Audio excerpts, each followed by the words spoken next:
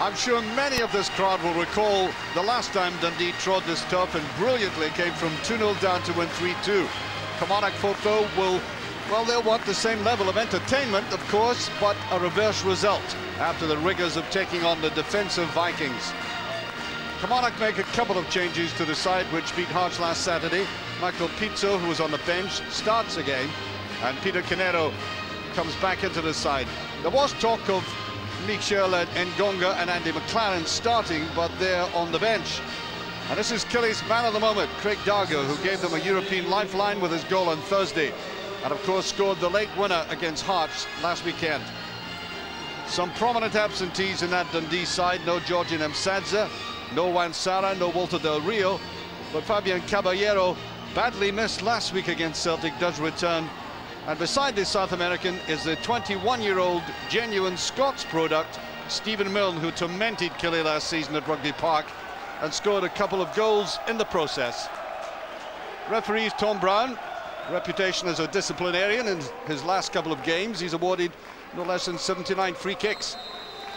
Well, Bobby Williamson knows that Dundee may not have won away from home since May 13th last, but he's also aware that they are an attacking side.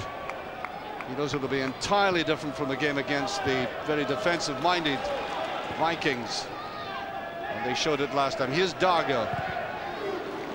Lovely little ball played to the outside. And it's a throw rather than a corner kick. Nice enterprising start by Kilmarnock on this fresh afternoon.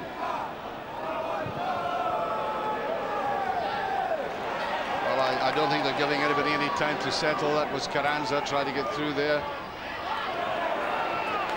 Played out wide. Here's Pizzo. Bad finish all the same. Well, once or twice he's been used attacking down this right-hand side. But they'll have to finish more effectively than that.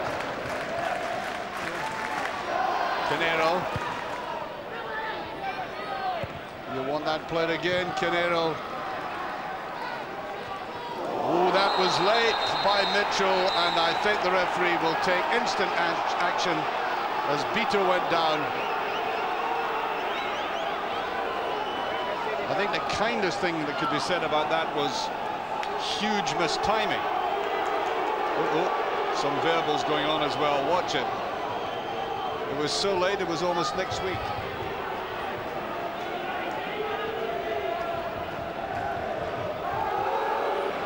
Well, that's a pretty harsh tackle. You know, some referees, I talked about the referee being a strict disciplinarian. For that kind of tackle, I've seen a red produced in other circumstances. Good quality play. Calderon spreading it wide. Now can he cut it back? He does, but too many Dundee defenders. Pizza did very well. Here he is again. Still burrowing into that defense. No, Canero. I think the angle wasn't quite right to play it with that left foot of his. He really did need to put that across the face of the goal. Well, he did very well getting that across Pizza.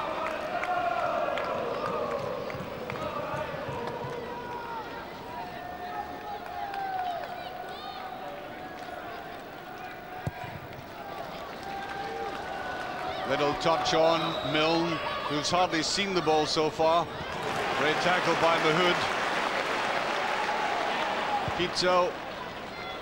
Calderon. Now Dargo, he's got a bit of space now. That's a neat ball back. Calderon. Offside. Offside, yes.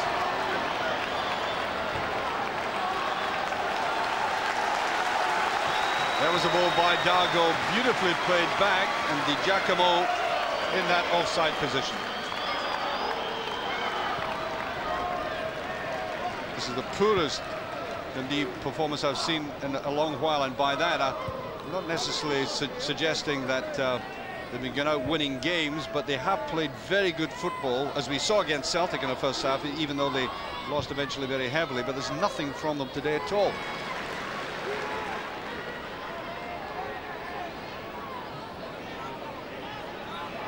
Dago will get the shot in.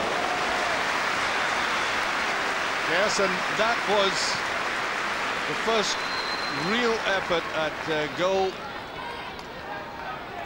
Straight there.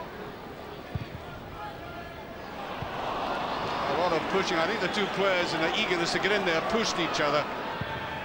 That's a better ball. And eventually cleared. Morocco got to it. Oh, there, the hands are up. Milne involved in that. Well, Chris Innes and he haven't tangled all that much, but watch it going up here. Well, I think he was complaining about an elbow. Oh, there's not much in it. Handbags at 10 paces, I think.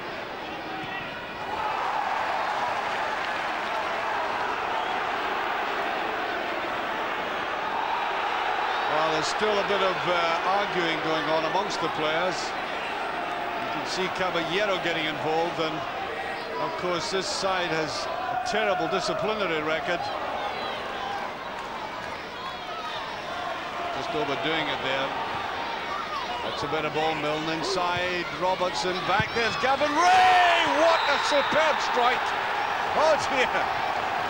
It's their only shot at goal in 37 minutes, and it counted.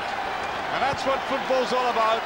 I have to say they've been lamentable up to that stage, doing virtually nothing, but look at this well-worked goal, beautifully put back by Robertson, and bingo. That's what it's all about, putting it in the back of the net. That's what Kelly, despite a lot of huffing and puffing, getting near goal, couldn't do. That's a great drilled shot. Ray at his best. Dundee 1 up.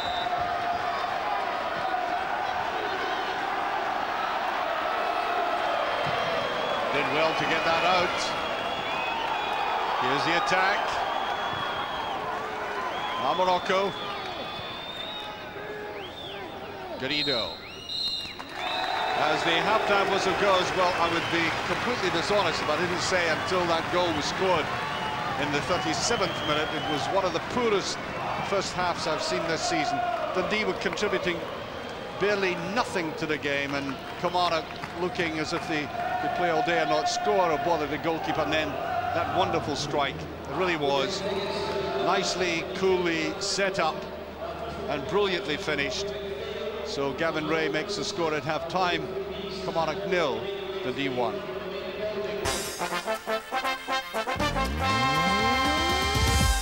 Of the Tynecastle Supporters Club in London.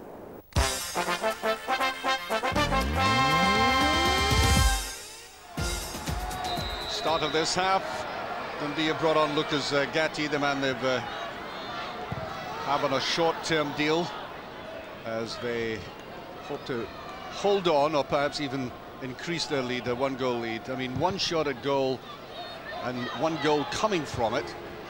That's the kind of 100% average that anybody would want in any particular game, except it took a long time coming and there was some dreadful stuff building up to what I thought was, until that goal, a very, very poor first half. Ray flicked it out well to Robertson. Once again, the move breaks down. As I said, they've lacked fluency. They may be one up, but their passing and intricate movement that denotes much of the style has been absent today. Here's Caballero. That's better play. Caballero. Can he cut it back? I think it just went over the line. Well, that's more like him.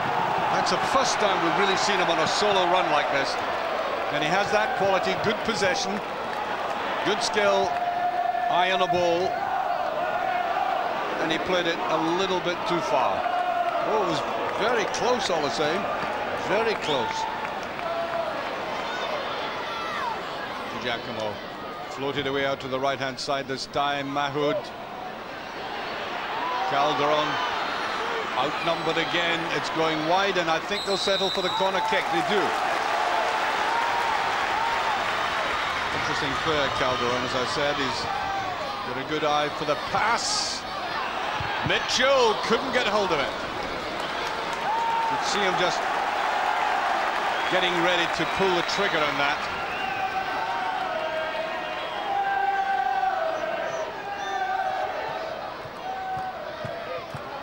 Oh, that nutmeg really took him on. Good play by Hay. Off he went. Nice neat little touch. I think that was worthy of a booking, to be honest.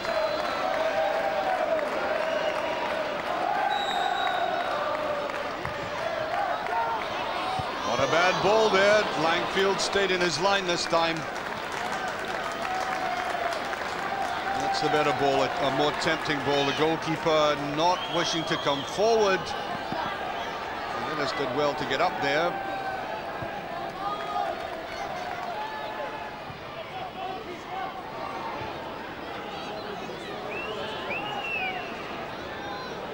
Dennis has all the time in the world. Everybody in the Dundee side back in their own half. That's a very decent ball as Canero goes after it. That's an excellent one, and that's Mahmoud. Now that was a great chance. Perhaps the best chance they've had in the game, actually, opening up this defence. Superb play there by Canero to get that ball across, even though he was losing his balance. And that was a misjudgment, a slight misjudgment, but you could see if he'd just been coming in a little more, then that would have counted. And now we have Michael Ngonge coming on. So they brought on two aggressive and pacey players to try to change the balance here.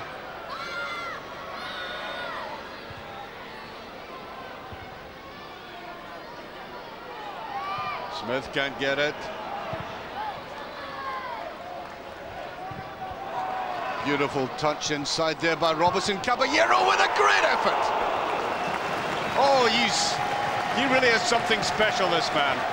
We haven't seen the best of him this afternoon. He's come alive in the second half with a vengeance. Tremendous control, and that almost caught Gordon Marshall totally unawares. I don't think he expected the man would have the audacity to bring it down and then let fly from that angle, but it almost paid off. Caballero pushing this time.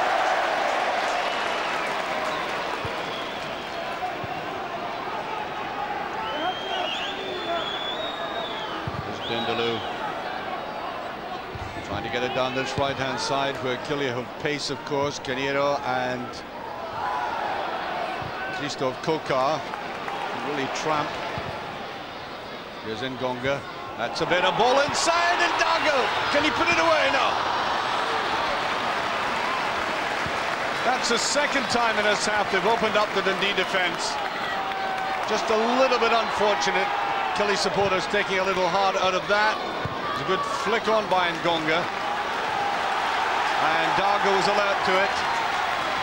A little more encouragement there for the crowd.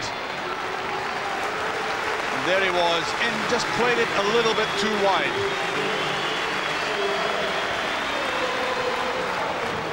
McLaren. Wow. Kilmarnock getting players forward. Ngonga chasing after this. Mahmoud, that's a better ball. Dago, could he go for it? That's Ngonga's offside. He doesn't like it, but he's offside. Well, there was a bit of pace and variety in that attack there. Back it goes. Kokar coming in from the outside. Played away by Mackay. Here's McLaren. And the whistle has gone. It was too late for Kilmarnock. And the glorious goal shot by Gavin Ray is in stark contrast to what was a very, very ordinary afternoon of football. I have to be honest and say one of the poorest games I've seen this season. But what a marvellous way to win a match, such a match, as a matter of fact, in the most positive way. So that's 5 times in a row undefeated at Rugby Park for Dundee, with the final score Kilmarnock 0, Dundee 1. Bobby, a disappointing result, but quite frankly I thought it was a disappointing game as well. There meant many efforts at goal. There certainly wasn't many efforts to go actually, but I think you can appreciate the passing and the movement for both teams. I felt we dominated the first half, restricted Dundee a few chances apart from the one shot which ended up in the back of your net. But this game will do your head in if you let it get to you that badly. But very frustrating afternoon, that's for sure. Yeah, well, one shot at goal and it counted. I mean, that must be deeply frustrating for you. Oh, it's very frustrating, I can assure you, but I don't think we had a shot at their goal. Yet we had a lot of good play, we had a lot of possession in their third, and we just didn't create. Our final ball into the box was hopeless. Yeah, I mean, obviously delighted with the strike. I've had a few lately, and luckily that one ended up in the back of the net. Oh, it's nothing to do with luck, Well, it's skill. That's it. I mean, but I was delighted when it went. He set it up nicely for you, very coolly. Yeah, I mean, I was shouting to Mark Robertson to lay it back to me, and he just sat it on a plate for me, and I've just managed to go and hit it well, and it's went in the back, so I was delighted. There were very few chances at goals. I mean, I personally thought it was a disappointing game for that reason. Yeah, it wasn't a very good game. It was just more like a battle, more than anything else, and we didn't create much, but luckily we've come away with 3 points, and that's all we are concerned about.